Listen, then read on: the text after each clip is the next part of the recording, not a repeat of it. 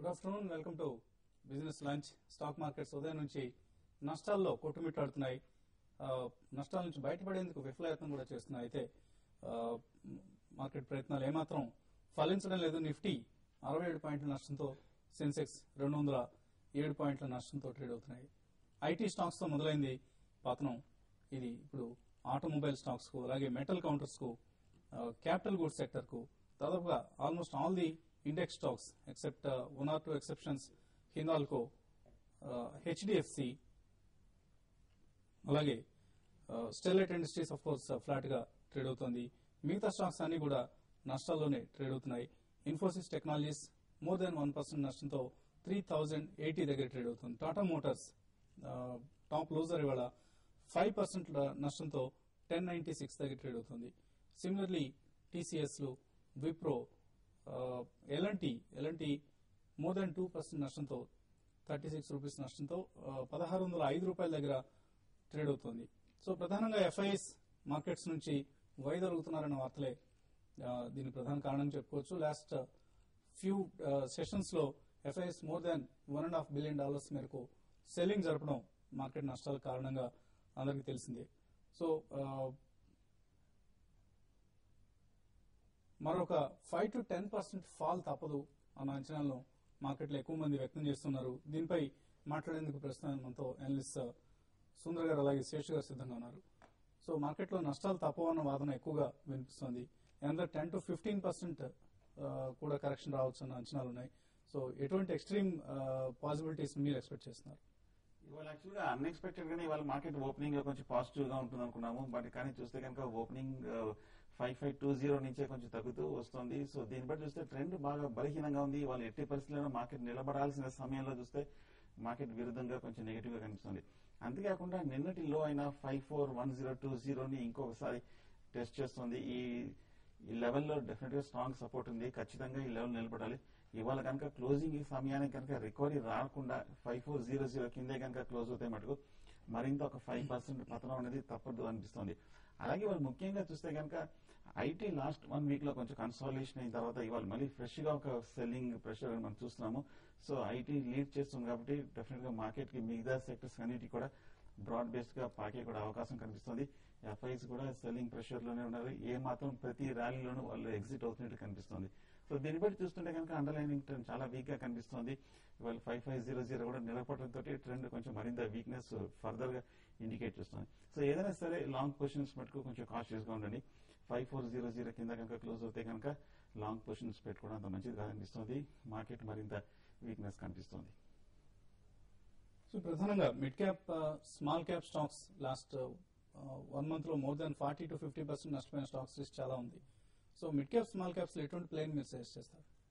ఇప్పుడు ఉన్న పరిస్థితుల్లో మిడ్ క్యాప్, స్మాల్ క్యాప్ లో ఇమీడియట్ గా అయితే బయింగ్ అనేది పెద్దగా ఉండకపోవచ్చు. అగ్రెసివ్ గా అయితే బయింగ్ అయితే ఉండకపోవచ్చు. ఒకవేళ మార్కెట్ ఇక్కడ నుంచి 150-200 పాయింట్స్ ఒకవేళ పెరిగినా కూడా అందులో మిడ్ క్యాప్ యాక్టివిటీ అనేది పెద్దగా ఉండదు. ఎప్పుడైతే మా మార్కెట్ లో లిక్విడిటీ అనేది ఎక్కువ ఉండి ఆ లిక్విడిటీ ఫ్లోస్, ఇన్ఫ్లోస్ కానీ బాగా ఎక్కువ ఉంటే మాత్రం అప్పుడు మిడ్ క్యాప్ లో ఉంటుంది. కానీ ఇప్పుడు ఇమీడియట్ అయితే మిడ్ క్యాప్ లో నా ఉద్దేశం ప్రకారం ఒక పెరిగినా కూడా బాగా లో ఉన్నాయి కాబట్టి ఒక 5 to 10% బేస్డ్ ఆన్ న్యూస్ కానీ లేకపోతే రీసెంట్ గా క్వార్టర్ రిజల్ట్ బాగా వచ్చిన స్టాక్స్ లో ఒక అప్ ట్రెండ్ ఉంటుంది. కానీ మిగతా మిడ్ క్యాప్ లో అయితే అసలు అప్ ట్రెండ్ అనేది ఉండే అవకాశం లేదు. ఎందుకంటే ప్రధానంగా మనం చూస్తుంటే ఈ రిలయన్స్ లాంటి కౌంటర్స్ లో కూడా 52 వీక్ లోకి టచ్ అయినా కూడా ఇంకా అక్కడి నుంచి కూడా సెల్లింగ్ అనేది చూస్తున్నాం. విపరీతమైన డెలివరీ బేస్డ్ సెల్లింగ్ అనేది కనపడుతుంది.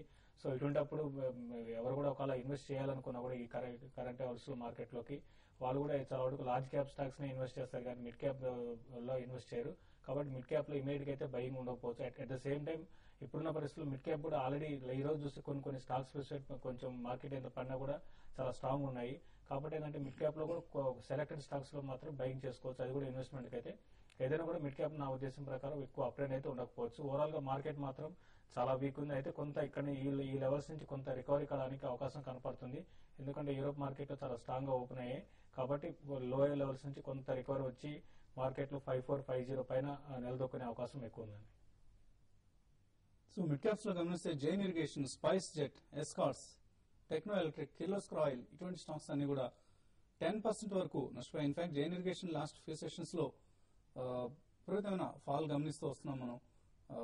లాస్ట్ మంత్ హై స్థాయి ఏదైతే ఉందో 234 దీని నుంచి ప్రస్తుతం 163కి ఆల్మోస్ట్ 70 రూపీస్ అంటే 35% ఈ స్టాక్ లో నష్టం కనిపిస్తుంది. ఇవాళ కూడా 14% నష్టపోయింది స్టాక్. 163 రూపీస్ దగ్గర ప్రస్తుతం ట్రేడ్ అవుతోంది.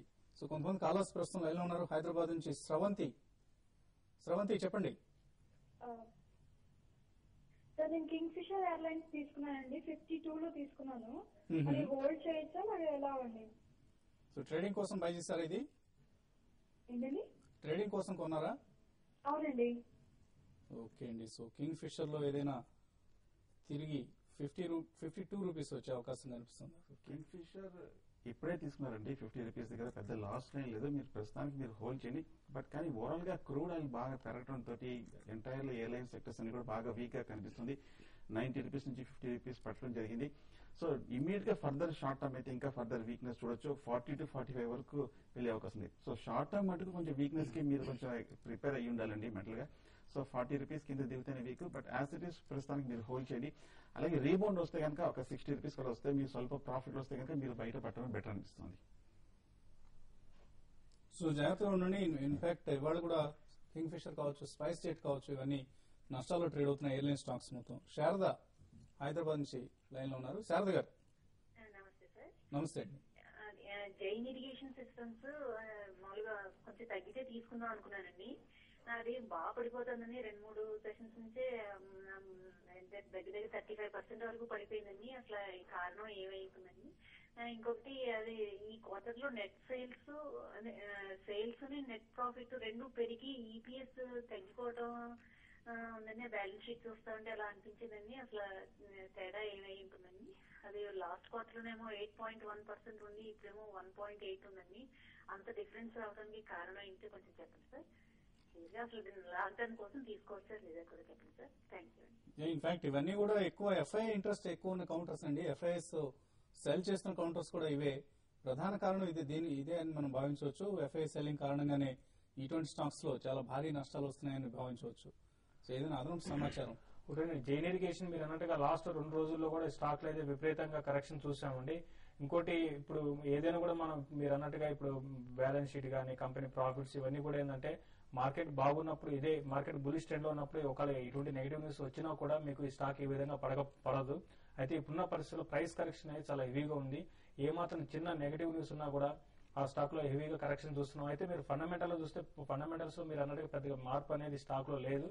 అయితే లాంగ్ టర్మ్ ఇన్వెస్ట్మెంట్ కి స్టాక్ అయితే స్టిల్ మంచి అంటే ఇన్వెస్ట్మెంట్ కి అయితే మంచి స్టాక్ అని చెప్పొచ్చు. అయితే ఇప్పుడున్న కరెక్షన్ లో మీరు బై చేసుకోవచ్చు అండి. ఎందుకంటే నిన్న ఈ రోజు చూస్తే చాలా హెవీగా కరెక్ట్ అయింది. ఇక్కడ నుంచి ఇంకో 5 to 6% కరెక్షన్ కూడా రావడానికి అవకాశం ఉంది. ఈ కరెక్షన్ మీరు ఇన్వెస్ట్మెంట్ కోసం బై చేయొచ్చు.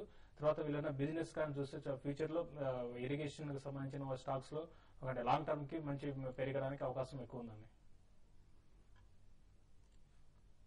సో రిజల్ట్ లో కంపెనీ రిజల్ట్ సంబంధించి కొంత నెగిటివ్ గా ఉండడం, అలాగే ఇన్స్టిట్యూషనల్ సెల్లింగ్, ఈ రెండు ప్రధాన కారణాలు అనుకోవచ్చు జైన్ ఇరిగేషన్ సంబంధించి. శర్మ విజయవాడ నుంచి లైన్ లో ఉన్నారు. శర్మ గారు హలో. నమస్తే సార్. నమస్తే అండి. ఈ రోల్టా ఇండియా నేను 170 తీసుకున్నాను సార్. యావరేజ్ తీసుకోమంటారా లేకపోతే I can hold it for long time?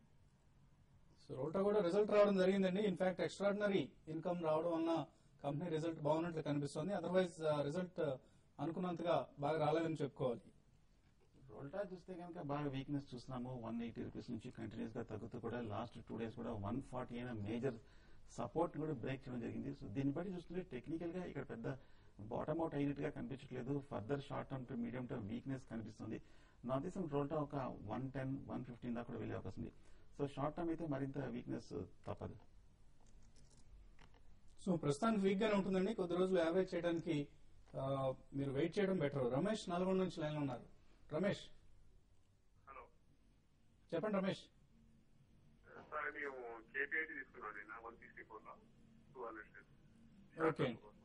Short term కోసం అంటే ఏదైనా ఇన్ఫర్మేషన్ తీసుకున్నారా లేదా జనరల్ గా అది జనరల్ తీసుకున్నాం. ఈ రోజు మార్కెట్ బాగుంటుంది అంటే అది బాగుంది కదా, స్ట్రాంగ్ ఉంది, పెరుగుతుందేమని తీసుకున్నాం.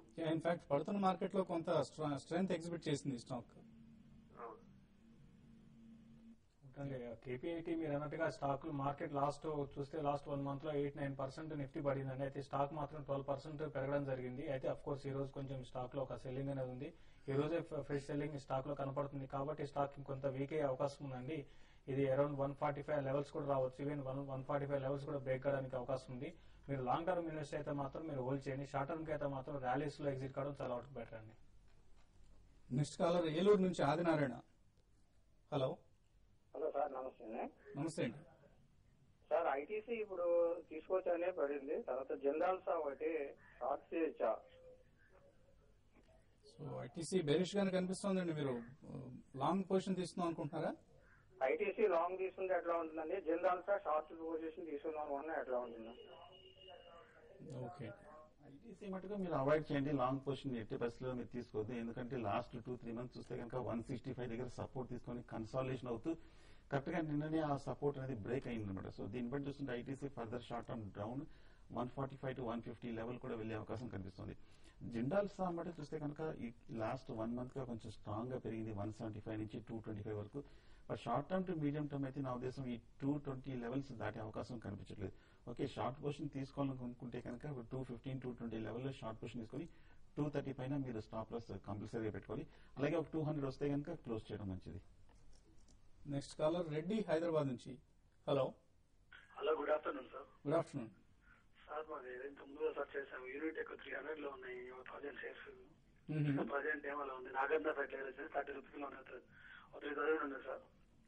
ఓకే అండి. వాటి గురించి కొంచెం ఏంటి మా పరిస్థితి ఫ్యూచర్ ఒకసారి చెప్తారు? ఇన్ఫాక్ట్ మీరు అంటే వీటిని డైలీ ట్రాక్ చేస్తే చాలా బాధగా అనిపిస్తుంటుందండి. కొద్ది రోజులు మర్చిపోండి, స్టాక్ కొటేషన్ కూడా చూడటం మర్చిపోయి ఒకసారి సడన్ గా ఎప్పుడో చూసినప్పుడు రేట్ పెరుగుంటే కొంత సర్ప్రైజ్ ఫ్యాక్టర్ ఉంటుందండి.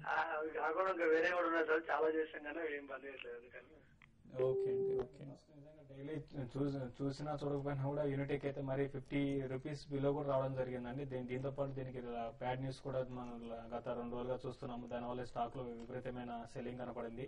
2008 లో చూస్తే 33 రూపీస్ అండి దీనిలో, అంటే దగ్గరగా అక్కడికి అండ్ అక్కడికి ఇంకా 10 రూపాయల పైనే ఉంది. మార్కెట్ మాత్రం అంత ఆ లెవెల్స్ లో లేదు. అయితే నేను నా ఉద్దేశం ప్రకారం మీరు లాంగ్ టర్మ్ కూడా ఈ స్టాక్ లో పెద్ద అప్ ట్రెండ్ ఉంటుందని అయితే నేను అనుకోనండి.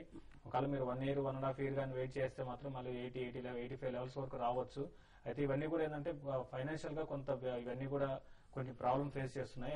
అది కూడా ఒక రీజన్. తర్వాత కంటిన్యూగా ఇంట్రెస్ట్ రేట్స్ పెరగడం అనేది వీటికి బాగా ప్రాబ్లం అవుతుంది.